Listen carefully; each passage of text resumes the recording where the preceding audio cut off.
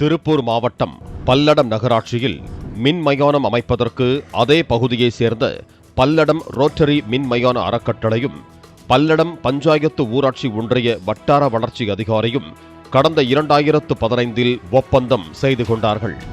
இந்த ஒப்பந்தத்தை தொடர்ந்து அறக்கட்டளை மின் மயான கட்டுமான பணிகளை துவக்கிய நிலையில் திட்ட ஒப்புதல் பெறவில்லை என கூறி கட்டுமான பணிகளை நிறுத்தி வைக்க உத்தரவிடப்பட்டது. இந்த நிலையில் பல்லடம் நகராட்சி சார்பில் 1,40,00,000 ரூபாய் செலவில் மின் மயானம் அமைக்க அனுமதி அளித்து தீர்மானம் நிறைவேற்றப்பட்டு டெண்டர் கோரப்பட்டு கட்டுமான பணிகளும் முடிவடைந்து விட்டன.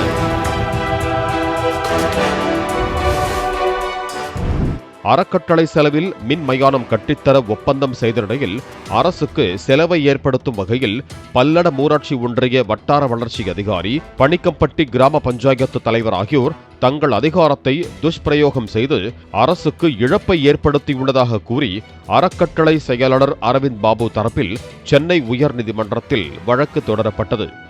இந்த வழக்கை விசாரித்த நீதிபதி கிருஷ்ணன் ராமசாமி, மனுதாரர் அறக்கட்டளையுடன் செய்து கொண்ட ஒப்பந்தத்தின் அடிப்படையில் 25% பணிகள் நிறைவு பெற்றுவிட்டன.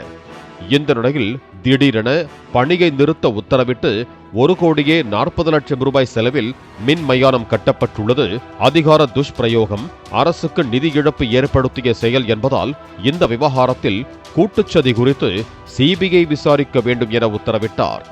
மேலும் மத்திய தணிக்கை துறையும் இதுகுறித்து ஆய்வு செய்து அறிக்கை தாக்கல் செய்ய வேண்டும் என உத்தரவிட்ட நீதிபதி விசாரணையை ஜூன் 15 தள்ளி வைத்தார்.